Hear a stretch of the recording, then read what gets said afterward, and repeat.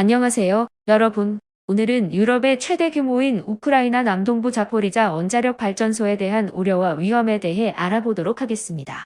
유럽 최대 규모의 자포리자 원자력 발전소에서의 우려가 다시 불거져옵니다.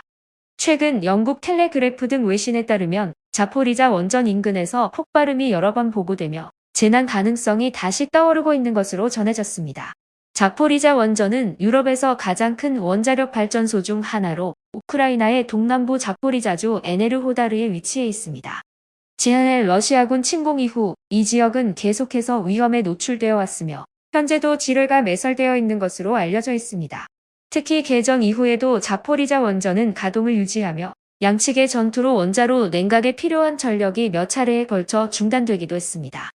지난해 9월 자포리자 원전은 가동 중단되었지만 파손된 핵물질 적재 시설로 인해 방사성 물질 누출 가능성은 여전히 존재합니다. 또한 지난 6월에는 카호카댐 파괴로 냉각수 부족으로 인한 잠재적인 사고 위험도 우려되었습니다. 이에 국제원자력기구는 최근에도 냉각을 위한 급수 방법을 개선하고자 노력하고 있습니다.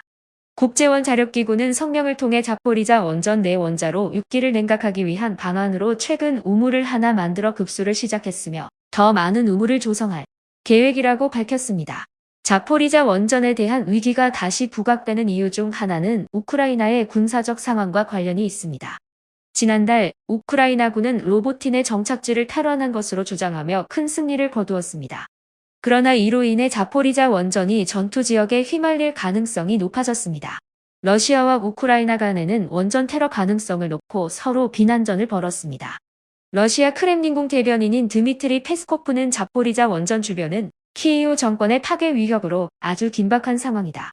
파괴 행위는 재앙이 될 수 있지만 키이우 정권은 멈추지 않겠다는 뜻을 계속 보여주고 있다고 주장했습니다. 우크라이나 대통령 볼로디미르 젤렌스키는 러시아군이 자포리자의 여러 발전소 지붕에 폭발물과 유사한 물체들을 설치했다는 정보를 입수했다. 원전 공격을 위한 사전 연습을 진행한 것으로 보인다고 밝혔습니다.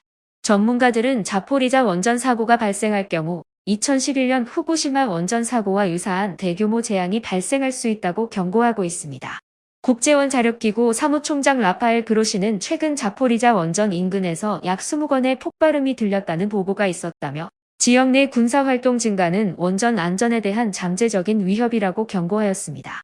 그는 핵 사고로 인한 피해는 모두가 보게 될 것이라며 그런 일이 일어나지 않도록 필요한 모든 예방 조치를 취해야 한다고 강조했습니다. 자포리자 원전의 현황과 위험에 대한 관심이 다시 증가하고 있으며 이 문제는 국제사회의 주요 관심사 중 하나로 남아 있습니다. 계속해서 주시해야 할 사안이며 안전조치가 시급한 문제로 부상하고 있습니다. 자포리자 원전의 상황은 계속해서 주목받고 있습니다. 이렇게 중요한 이슈에 대한 소식을 지속적으로 업데이트 드리겠습니다. 감사합니다.